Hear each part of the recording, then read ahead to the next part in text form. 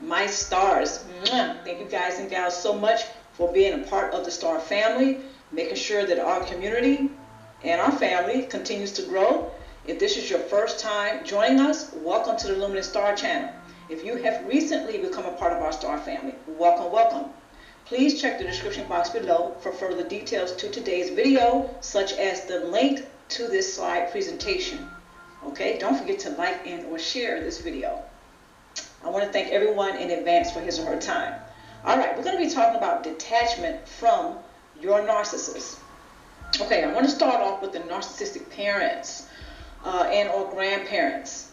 Now, narcissistic parents and or grandparents, usually they are unable to emotionally regulate, and that is due to having a cluster B personality. Cluster B personality, histrionic personality. It also consists of a narcissistic personality. Cluster B personalities usually consist of those who have a borderline personality as well as an antisocial personality. Okay, so I want to encourage everyone to look up cluster B personality types. Okay, because everyone who has a cluster B personality does not have a narcissistic personality. All right, because some people, they can be diagnosed with a cluster B personality, but not necessarily be a narcissist. Okay, but every narcissist that you know of does have a cluster B personality. Okay, all right. So some narcissistic parents and or grandparents, when they are unable to emotionally regulate, what effect can that have on their children or their offspring? Well, they can end up anxious. They can be preoccupied. Okay, so they can have that type of attachment style. Emotionally unsafe environment. Okay, so if the narcissistic parent does not provide an emotionally safe environment, or they are not emotionally safe to the child, what happens to the child, or what is the result? Well, they can end up having an avoidant attachment style. They can also end up having a dismissive attachment style. Okay, so let's move on to predictability and inconsistency. So if these are the narcissistic parents or grandparents, okay, let's go ahead and include caregivers. So the children can end up disorganized or having a disorganized attachment style. All right, now let's look at the attachment styles. Avoidant or dismissive, and we just went over that, but they can be fearful and avoidant. They can also have an attachment style that is, reflective of having insecurities or major insecurities. All right, so all of this is reflective of trauma bonds. Because a lot of us, we think, we know about the trauma bonding, but this is this can be reflective of a particular attachment style. Okay, so all of these attachment styles here can be reflective of a person or individuals who deal with trauma bonding. You can include soul ties. You can include any type of toxic tie, all right, or even enmeshment. All right, so we want to watch out for these various attachment styles. Hey, maladaptive coping skills. There are various coping strategies or skills that are selected by each person, which are reflective of attachment styles that he or she are accustomed to. However, these coping skills are often maladaptive or destructive when trauma is the history. Learning the science and art of detachment are usually game changers. Now, I can attest this from personal experience. When we learn how to choose to attach, to detach, okay, that too, to attach, but we want to attach to good things. We want to attach to people, places, and things that are in alignment. I think that's a good word. It's in alignment of the purpose of why we're alive. Why do you exist? What's the purpose of your life, right? We want people, places, and things. I know I do. People, places, and things that are reflective of my having a purpose. Okay, what is the purpose of my having a life? Why am I alive? What's the purpose of my life? So I want the people, places, and things to reflect that. So we can choose that. So these maladaptive coping skills right here are often what happens when we have particular attachment styles, such as an insecure attachment style, rather than attachment styles that can actually help us have more positive and great relationships. Okay, so these there are various coping strategies. We'll get to that in a minute. But these maladaptive coping skills are also reflective of people who have trauma or childhood trauma. Okay, because they're accustomed to certain attachment styles.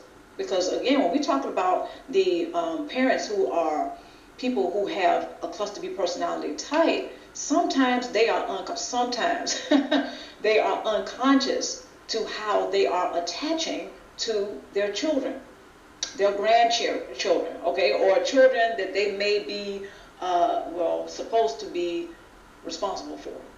Okay, so I want to include caregivers because unfortunately some children, they end up in foster care, or they end up with aunts, uncles, or someone else in the family that has to take care of them, because the parents who have a narcissistic personality or a cluster B personality type, they're not able to take care of their children, or they have very poor parenting skills.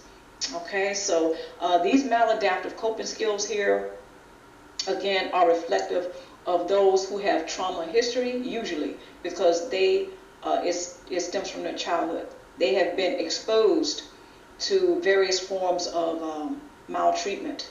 Okay, so if you look over to your right, you will see here a chart that reflects, people who have been traumatized and what types of scenarios can happen in their life, such as they are 4 times more likely to become an alcoholic. Okay, they are 4 times more likely to develop a sexually transmitted disease. They are 15 more times likely to commit suicide, so they can become suicidal. And these things are due, again, to trauma. But when we look at the maladaptive coping skills, we can begin to see why a person may develop, or they may choose a maladaptive or destructive coping skill. Because look at how they grew up. Look at the types of adults that were around him or her. All right, so learning the science and the art of detachment are usually game changers. Adverse childhood experiences. Codependent. I meant to say codependent, but codependence or codependency. Narcissistic relationships, narcissistic family, children exposed to narcissistic parents and or grandparents and caregivers can be considered as adverse childhood experiences. Okay, so I want to invite everyone to look up, or actually look at a video that I did. At the end of this video, check out the video on adverse childhood experiences, because I consider an adverse childhood experience to be children who have been exposed to narcissistic abuse. Okay, so at a later date, if you all want to go ahead and check out this chart over here, it breaks down the adverse childhood experiences and how a person can be affected by it. It was about that. Okay, detachment strategies. Emotional. You can detach emotionally. You can detach physically. You can detach mentally. Okay, so let's go to the emotional first. When you learn and choose to respond rather than react, that's a game changer. Now that takes practice, because I know I slipped up a few times, right? There were times that when a cluster B personality type would say something or do something, and it was over. I was reactionary. That's because I was in my ego. I was in my feelings, right? I didn't have a lot of control over I lacked emotional discipline. I lacked it. But anyway, detachment strategies can be physical. You can relocate if you have enough money, if you have your resources, if you have all your ducks lined in a row, even if you have some of them lined in a row, enough whereas you can pack up and go. When you go no contact, it starts in the mind. Okay, it starts in the mind, not necessarily in the heart. You don't have to have necessarily a change of heart or waiting for your narcissist to have a change of heart or to change before you go no contact, if you should choose that is the best for you. Okay, but please practice safety and practice discernment as well as discretion when contemplating going on contact, because everyone, they cannot just pack up and go. So we want to be mindful of that. So if you physically just leave the room, if they start something, if you can physically just go, leave, go for a drive, take a trip maybe for a week or two, if you can take a vacation. And I know, you need money for that. I get it. Okay, but I just want everybody to take a look at some of these detachment strategies here. And I've used all of these, by the way. Now, mentally, again, when you focus on, you can use visualization to, to picture yourself getting in a better circumstance or having better circumstances, whereas you can leave. All right, you can get a better job. Visualize yourself getting into better situations or circumstances. Here's one: make better choices for yourself. That way you can experience better circumstances. Okay? Now, when you do this mentally, that means you are choosing to critically think about what's going on in the relationship. Not so you can focus on it, so you can feel badly. Because sometimes I've gotten stuck, whereas I would focus too much on what was going on. In other words, how was I feeling? What was I thinking? Okay, that was great, but I did not take it further. Meaning, what's the solution? For instance, if I was in a job that I did not like, been there, done that, by the way. But, sometimes the pay was pretty good. Okay? We got to pay the bills, right? So the bottom line is, when you mentally choose to detach, you're choosing to critically think about what's going on. And you're going to probably have enough confidence to be able to resolve those issues. Become your best problem solver, not your only problem solver. Meaning, if you know somebody that you can talk to, they can give you a different perspective on what's going on with you, if you care to share it. Okay, so that's how that looks. When you mentally choose to detach, you critically think about what's going on instead of becoming reactionary, whereas you're in your feelings, you're in your ego. Okay, and that's going to work against you, by the way. Narcissists, they eat that up because that's reflective of your not being in control of yourself. So, they want that certain sense of control. When they see that you're not in control, they automatically usually feel and or think that they are in control of you. So when you mentally detach, that's a very powerful thing to choose for yourself, because you're choosing to critically think about what's going on and being aware of your emotions. Therefore, you can emotionally be disciplined. Okay? So instead of internalizing everything, that's another way to mentally detach. Getting out your feelings, getting out your ego, and it takes practice. Okay? So sometimes you're going to slip. Don't beat yourself up. This is not about you being perfect. All right? This is about you being powerful. Spiritually, you can detach, or spiritual. All right? Choosing to connect to self rather than connecting to the circumstances. Now, that's a tough one, but it can be done. Practice, practice, practice. Okay? Spiritually, some of us, we are choosing unconsciously to attach or to connect to the situation instead of staying in our bodies, staying present. Especially when something is very uncomfortable, we want to escape. We may self-medicate. We may drink a little bit too much. Okay, we may, after work, we may be going to the happy hour 5 to 7 days out of the week. Okay, when you get off from work, you don't go straight home because the narcissist is there. You may go to the happy hour instead. You may go down to that lounge. You may go to the club. Okay, been there, done all of that. But let's move on. Okay, so spiritually, you can choose to stay connected in your body. This is what you can do to take more control instead of giving the narcissist control. Right? Benefits of learning how to detach from narcissists. So what are the benefits? Benefit number 1, you can have peace of mind, body and spirit. Because I just kind of went over that a little bit. Okay, so what else do you get? You can have a positive outlook on yourself, others, and life. Because being around a narcissist, let's just face it, I know I can speak from experience. Being around a cluster personality type, no. I don't, it leaves me feeling drained energetically. Spiritually, it leaves me heavy. You know, it weighs on the mind, the heart.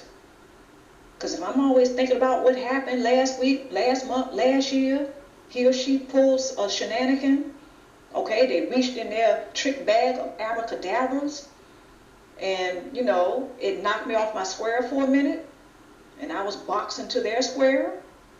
Yeah, that doesn't feel good. That doesn't leave you with great memories. And some of us get stuck on thinking about what happened a year ago, 6 months ago, 6 years ago, maybe a decade ago. We're still thinking about what he or she did or said that knocked us off our square. And of course, this is due to habit. So it's not necessarily biochemically.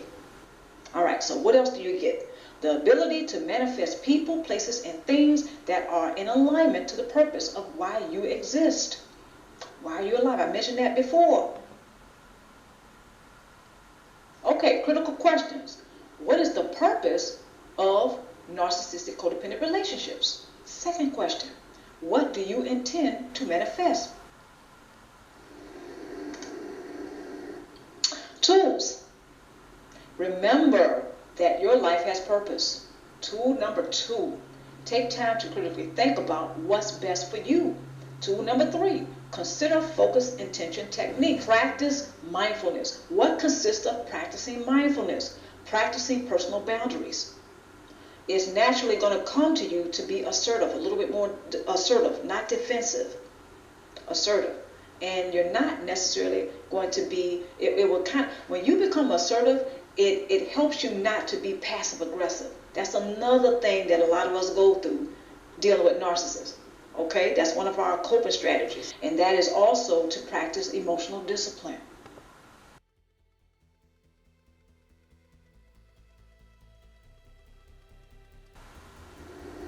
Okay, now I want to remind everyone, if I didn't mention, I don't think I did, now that I think about it. Beware of narcissistic injury. He or she may claim narcissistic injury because now you're growing, you're demonstrating your growth, you're changing, you're transitioning. You're no longer a person choosing to invest in narcissistic codependent relationships. Sounds good to me, right? Hope it sounds good to you too. But I want to go ahead and point out the references and resources here, which you can find in the description box below by clicking on the link under the heading of references and resources. Slide presentation, references, and resources. And until next time, take care of yourself. Mwah.